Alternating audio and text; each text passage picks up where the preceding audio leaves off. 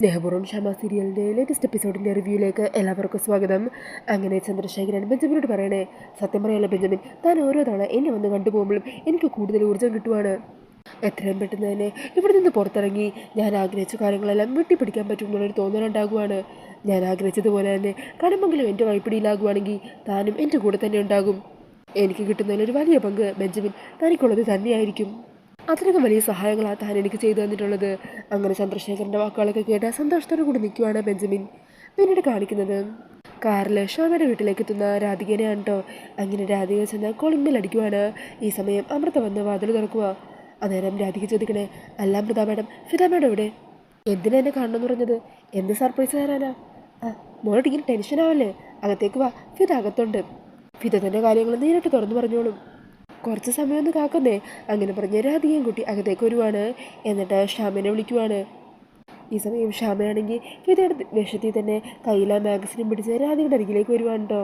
അന്നേരം ഷ്യാമയെ കാണുന്നതും രാധിക ചോദിക്കുന്നുണ്ട്, എന്താ മാഡം, എന്ത് കാര്യം പറയാനാ എന്നോട് പെട്ടെന്ന് ഇങ്ങോട്ട് വരാൻ പറഞ്ഞത്? അന്നേരം ഷ്യാമ പറയണേ, ഞാൻ കഴിഞ്ഞ ദിവസം മ്യൂസിക് ഡയറക്ടർ രവീന്ദ്രൻ സാറിനെ കണ്ടിരുന്നു. സംഗീത ലോകത്തെ മാന്ത്രികൻ എന്നല്ലേ അദ്ദേഹത്തെ വിശേഷിപ്പിക്കുന്നത്. അദ്ദേഹം ഈ അടുത്തിടെ കേട്ട ഒരു പാട്ടിനെക്കുറിച്ച് വാദോരാതെ സംസാരിച്ചു. ആ പാട്ട് പാടിയ ഗായിക ആരാണെന്നറിയോ? അന്നേരം രാധിക ചോദിക്കണേ, ആരാ, ഷമയോടാണോ? അല്ല, പിന്നെ ആരാ? എൻ്റെ മുമ്പിൽ നിൽക്കുന്ന ആള് രാധിക തന്നെ. എൻ്റെ പാട്ടോ? അതേന്ന്. വളർന്നു വരുന്ന ഒരു ഗായികയ്ക്ക് ഇതിലും വലിയൊരു അംഗീകാരം മറ്റെന്താ കിട്ടാനുള്ളത്? മോളുടെ പാട്ട് അത്രയ്ക്ക് സൂപ്പറായിട്ടുണ്ടെന്നാണ് സാറ് പറഞ്ഞത്. ഫിദ മാഡം എന്നെ സന്തോഷിപ്പിക്കാനായിട്ട് ചുമ്മാ കള്ളം പറയുന്നൊന്നും അല്ലല്ലോ. അല്ലെന്നേ, സത്യം തന്നെയാണ് പറഞ്ഞത്. അതിൻ്റെ തെളിവും എൻ്റെ കയ്യിലുണ്ട്. ഈ മാഗസീനിൽ വന്ന വാർത്ത നോക്ക്. അങ്ങനെ ഷ്യാമയുടെ രാധികയുടെ ഫോട്ടോ വെച്ചിട്ടുള്ള ആ വാർത്ത ഉണ്ടല്ലോ, അത് രാധികനെ കാണിച്ചു കൊടുക്കുവാണ്. അതുകൊണ്ട് രാധിക സന്തോഷത്തോടെ അതിങ്ങനെ വായിക്കുവാണ്. ഈ സമയം ഷ്യാമ പറയുന്നുണ്ട്, ഈ ആർട്ടിക്കിളിൽ പല ഭാഗത്തും നിങ്ങളെ അമ്മയും മോളെന്ന് തന്നെയാണ് വിശേഷിപ്പിച്ചിരിക്കുന്നത്. അങ്ങനെ ആ വാക്ക് കേൾക്കുന്നതും രാധികയുടെ മുഖമൊക്കെ അങ്ങ് മാറുവാണ്. പെട്ടെന്ന് തന്നെ മുഖത്ത് വല്ലാത്തൊരു ദേഷ്യം തോന്നുവാണ്ടോ രാധികയ്ക്ക്. അങ്ങനെ രാധികയുടെ മുഖത്ത് ഈ ഭാവമാറ്റം ശ്രദ്ധിക്കുവാണ് അമൃതയും ഷ്യാമയും ഒക്കെ. അന്നേരം ഷ്യാമ ചോദിക്കുന്നുണ്ട്, എന്തു പറ്റി, എന്താ മോളെ? ഈ സമയം രാധികയാണെങ്കിൽ ആ മാഗസിൻ അവിടെ വെച്ചിട്ട് അവരോട് മറ്റൊന്നും മിണ്ടാതെ അവിടെ നിന്ന് തിരിച്ചു പോകാൻ തുടങ്ങുവാണ്. ഈ സമയം ഷ്യാമ പിന്നാലെ ചെല്ലുക. മോളെ രാധികെ, എന്താ നിനക്ക് പറ്റിയത്? അന്നേരം രാധിക പറയണേ, സോറി ഫിദ മാഡം, ഞാൻ ഫിദ മാഡത്തിനോട് ഒന്ന് യാത്ര പോലും പറയാതെ പോകാൻ തുടങ്ങി. ഞാൻ ഒരിക്കലും കേൾക്കാൻ ആഗ്രഹിക്കാത്ത കാര്യമോ മാഡത്തിൻ്റെ വായിൽ നിന്ന് വന്നത്. പെട്ടെന്ന് എനിക്കെന്നെ നിയന്ത്രിക്കാൻ പറ്റിയില്ല. മോളുടെ മനസ്സിൽ എന്താ ഉള്ളു എന്തെങ്കിലും തുറന്നു പറഞ്ഞോളൂ. എന്നോടല്ലേ പറയുന്നത്, മോൾക്ക് ധൈര്യമായിട്ട് പറയാമല്ലോ. അന്നേരം രാധിക പറയണേ, ഷ്യാമ മാഡം, ഞാൻ ഒത്തിരി ആരാധിക്കുന്ന വ്യക്തിയാണ്. ഒരിക്കലും അങ്ങനെയുള്ള ഷ്യാമ മാഡം എൻ്റെ അമ്മ ആകില്ല എന്നാണ് ഞാൻ പ്രാർത്ഥിക്കാറുള്ളത്. ഞാൻ മാഡത്തിനോടും അമൃത മാഡത്തിനോടൊക്കെ മുമ്പും പറഞ്ഞിട്ടുണ്ടല്ലോ. പലരും എന്നോട് ചോദിക്കും, ഞാൻ ഷ്യാമ മാഡത്തിൻ്റെ മകളാണോ എന്ന്, നിങ്ങളെ കാണാൻ ഒരുപോലെ ഉണ്ടല്ലോ എന്നൊക്കെ. അപ്പോഴൊക്കെ ഞാൻ ഭഗവാനോട് പ്രാർത്ഥിക്കുന്നുണ്ട്, ഒരിക്കൽ പോലും ആ പറയുന്നതിൽ ഒരു സത്യം ഉണ്ടാവില്ലേ എന്ന്. ഒരിക്കലും ഷ്യാമ മാഡം എൻ്റെ അമ്മ ആവല്ലേ എന്ന്. എന്നെ പ്രസവിച്ച് ഉപേക്ഷിച്ച് കളഞ്ഞ ആ സ്ത്രീയോട് എനിക്ക് വെറുപ്പ് മാത്രമേ ഉള്ളൂ. അവരെ ഒരിക്കലും സ്നേഹിക്കാനോ അംഗീകരിക്കാനോ എന്നെ കൊണ്ടാവില്ല. അങ്ങനെ രാധികയുടെ ആ വാക്കുകൾ കേൾക്കുന്നതും ആകെ തകർന്ന് നിൽക്കുവാണ് കേട്ടോ ഷ്യാമ. ഈ സമയം അമൃത പറയുന്നുണ്ട്, അല്ല മോളെ, ഏതെങ്കിലും ഒരു അമ്മക്ക് സ്വന്തം മക്കളെ അങ്ങനെ വെറുതെ എങ്ങ് ഉപേക്ഷിച്ച് കളയാൻ പറ്റുമോ? അതിൻ്റെ പിന്നിൽ എന്തെങ്കിലും കാര്യം ഉണ്ടാവില്ലേ? ചിലപ്പോൾ അങ്ങനെ എന്തെങ്കിലും കാര്യമുള്ളത് കൊണ്ടാണ് മോളേക്കും മോളുടെ അമ്മക്കും തമ്മിൽ ഇങ്ങനെ പിരിഞ്ഞ് താമസിക്കേണ്ടി വന്നതെങ്കിലോ? അന്നേരം രാധിക ചോദിക്കണേ, എന്ത് കാര്യം? അങ്ങനെ ഇത്ര തന്നെ പ്രശ്നമുണ്ടെങ്കിൽ ഒരമ്മക്ക് ഒരിക്കലും തൻ്റെ മോളെ ഉപേക്ഷിച്ച് തെരുവിലേക്ക് വലിച്ചെറിഞ്ഞ് കളയാൻ പറ്റില്ല. എന്ത് പ്രതിസന്ധിയിലും മക്കളെ ചേർത്ത് പിടിക്കാറില്ല അമ്മമാർ. ഇപ്പോൾ അമൃത മാഡത്തിൻ്റെ കുട്ടിയും തമ്മിൽ ഒരു സ്ഥലത്തെത്തിപ്പെട്ടു. അവിടെ വെച്ച് എന്തെങ്കിലും ഒരു അപകടം ഉണ്ടെന്നും പറഞ്ഞ് ആ മോളെ അവിടെ വിട്ടിട്ട് അമൃത മാഡത്തിന് ഒറ്റയ്ക്ക് രക്ഷപ്പെട്ട് പോകാൻ തോന്നുമോ? ഇല്ലല്ലോ. അതെന്ത് വലിയ അപകടമാണെങ്കിലും അതിനോട് പൊരുതി നിൽക്കില്ലേ? മകളെ രക്ഷിച്ചുകൊണ്ട് കൂടെ കൊണ്ടുപോകാനല്ലേ അമൃത മാഡം നോക്കൂ. അമ്മമാരായ അങ്ങനെ തന്നെയാണ്. എന്നാൽ കുഞ്ഞുനാളിൽ തന്നെ എന്നെ ഇവിടേക്ക് വലിച്ചെറിഞ്ഞ് കളഞ്ഞിട്ട് എൻ്റെ കാര്യം പോലും ഒന്ന് തിരിഞ്ഞു പോലും നോക്കാത്ത ആ സ്ത്രീയോടെ എനിക്ക് വെറുപ്പ് തന്നെയാണുള്ളത്.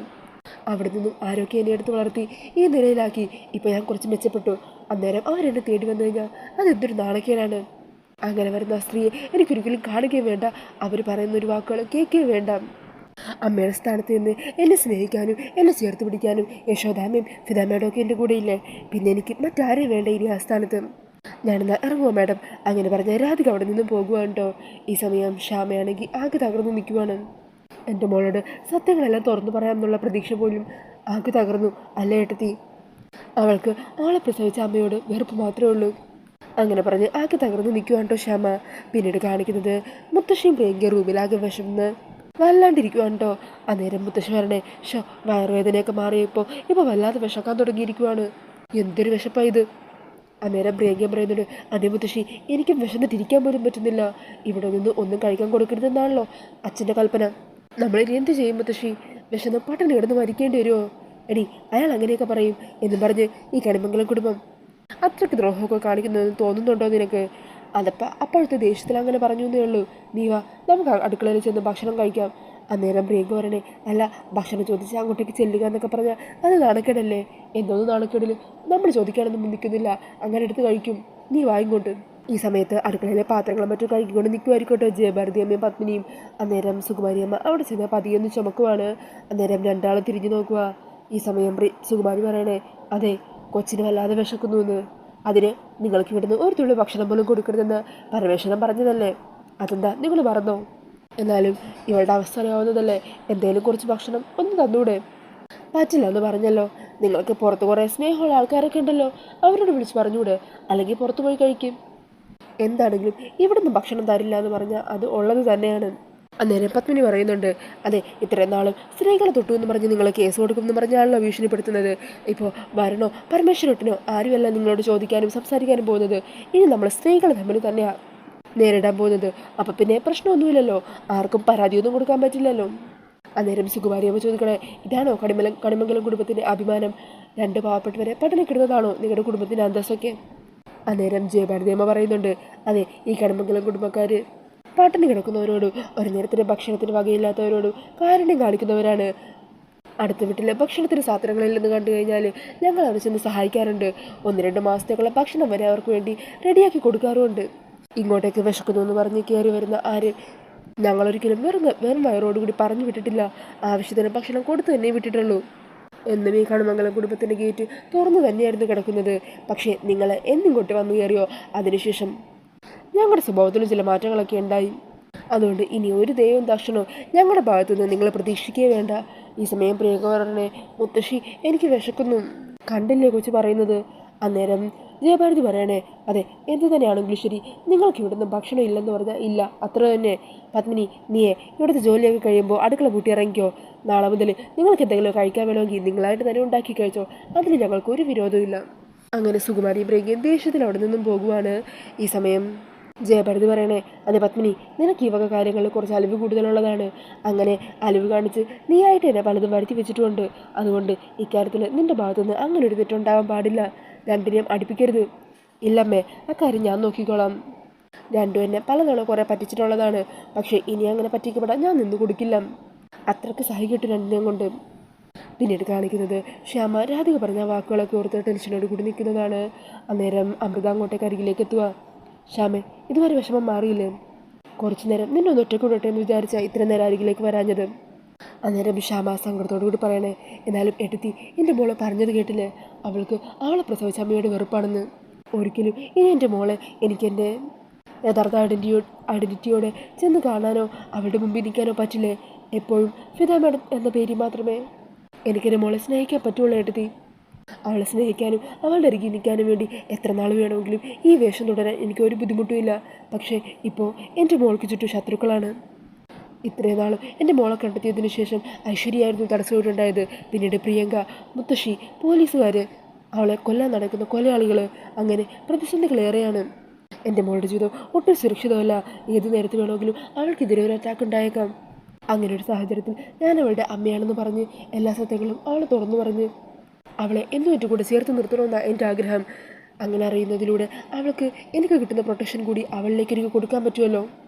അതുകൊണ്ടാണ് ഉടനെ തന്നെ അവളോട് സത്യങ്ങളെല്ലാം തുറന്നു പറയണമെന്ന് പറഞ്ഞ് ഞാനിങ്ങനെ വാശി പിടിക്കുന്നത്. അവൾക്കെതിരെ പെട്ടെന്നൊരു അറ്റാക്ക് ഉണ്ടാകുമ്പോൾ ആ സമയം വരൺ പോലും അവളുടെ അരികിലില്ല എന്നാണെങ്കിൽ അവളുടെ കാര്യം എന്താകും? അതൊക്കെ ആലോചിക്കുമ്പോൾ എൻ്റെ മനസ്സിൽ വല്ലാത്തൊരു തീയാണ് ഏട്ടത്തി. അന്നേരം അമൃത പറയണേണ്, ക്ഷമ പറയുന്ന കാര്യങ്ങളൊക്കെ എനിക്ക് മനസ്സിലാവുന്നുണ്ട്. പക്ഷേ കാര്യങ്ങളിപ്പോൾ അല്പം കുഴഞ്ഞ അവസ്ഥയിൽ തന്നെയാണ്. ഇപ്പോൾ ക്ഷമയാണ് രാധികയുടെ അമ്മയെന്ന് പറഞ്ഞാൽ അത് രാധികയ്ക്ക് ഒരിക്കലും ഉൾക്കൊള്ളാൻ പറ്റില്ല. അതുകൊണ്ട് കുറച്ച് നാളുകൂടി കാത്തിരിക്കേണ്ടി വരും ശ്യാമ. ഇത്രയും നാളും ശ്യാമക്ക് തൻ്റെ മകളെക്കുറിച്ചുള്ള എന്തെങ്കിലും ഒരു വിവരം കിട്ടിയാൽ മതി എന്നായിരുന്നു. അത് കിട്ടിക്കഴിഞ്ഞപ്പോൾ മകളെ ഒന്ന് കാണണമെന്നായി. പിന്നെ അവളെ അടുത്ത് നിർത്തി ഒന്ന് സ്നേഹിക്കണമെന്നും താലോലിക്കണമെന്നും ഒക്കെയായി. അവളോട് സംസാരിക്കണമെന്നും അവളെ തന്നെ തിരിച്ച് സ്നേഹിക്കണമെന്നും ഒക്കെയായി. അതെല്ലാം ഇപ്പോൾ നടന്നില്ലേ? അതുപോലെ നിങ്ങൾ തമ്മിൽ പരസ്പരം കണ്ടുമുട്ടാനും തിരിച്ചറിയാനുള്ള ഒരു മുഹൂർത്തം അത് ദൈവം തന്നെ നിശ്ചയിച്ചിട്ടുണ്ടാവും. രണ്ടുപേരും ഭഗവാന്റെ ഭക്തന്മാരല്ലേ. അങ്ങനെയുള്ള നിങ്ങളെ ഭഗവാൻ അധികം നാളൊന്നും പരീക്ഷിക്കില്ല. നമുക്ക് ആ സമയം വരെ കാത്തിരിക്കാം ശ്യാമേ, അല്ലാതെ മറ്റൊരു വഴി നമ്മുടെ മുമ്പിലില്ല. അങ്ങനെയൊക്കെ പറഞ്ഞ് ശ്യാമയെ സമാധാനിപ്പിക്കുവാൻ കേട്ടോ അമൃത. പിന്നീട് കാണിക്കുന്നത് വിശന്നു വളഞ്ഞ റൂമിലിരിക്കുന്ന പ്രിയങ്കേനെയും മുത്തശ്ശിനെയുമാണ്. ഈ സമയത്തായിരിക്കും ഉർവശിയും കൽപ്പന അങ്ങോട്ടേക്ക് വരുന്നത്. എന്താ മുത്തശ്ശി, എന്താ പ്രശ്നം? അന്നേരം സുകുമാരി പറയണേ, ഓ ഈ കണമംഗൽ കുടുംബം വലിയ അന്തസ്സുള്ള കുടുംബക്കാരാണല്ലോ, എന്നിട്ട് ഞങ്ങളോട് കാണിക്കുന്നത് കണ്ടില്ലേ, ഞങ്ങളെ പട്ടിണി കിട്ടിരിക്കുക അവർ, ഒരു തുള്ളി ഭക്ഷണം പോലും ഇവിടെ നിന്ന് തരില്ലെന്നാണ് അവർ പറയുന്നത്. എൻ്റെ കാര്യവും പോകട്ടെ, ഈ പാവം കൊച്ചിൻ്റെ കാര്യമെങ്കിലും അവർക്കൊന്ന് പരിഗണിച്ചൂടെ? പാവം എൻ്റെ കൊച്ച് പട്ടിണി കിടന്ന് ഒരു തുള്ളി ഭക്ഷണം പോലും കഴിക്കാതെ വയ്യാണ്ടായിരിക്കുന്നത് കണ്ടില്ലേ?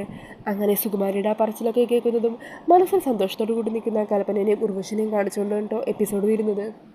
അപ്പോൾ ഈ ഒരു റിവ്യൂ ഇഷ്ടമായിട്ടുണ്ടെങ്കിൽ മറക്കാതെ വീഡിയോ ഒന്ന് ലൈക്ക് ചെയ്യണേ. ഇതുപോലുള്ള കൂടുതൽ റിവ്യൂസിനായിട്ട് ഈ ചാനൽ ഒന്ന് സബ്സ്ക്രൈബ് ചെയ്തും കൂടി സപ്പോർട്ട് ചെയ്യണേ. താങ്ക്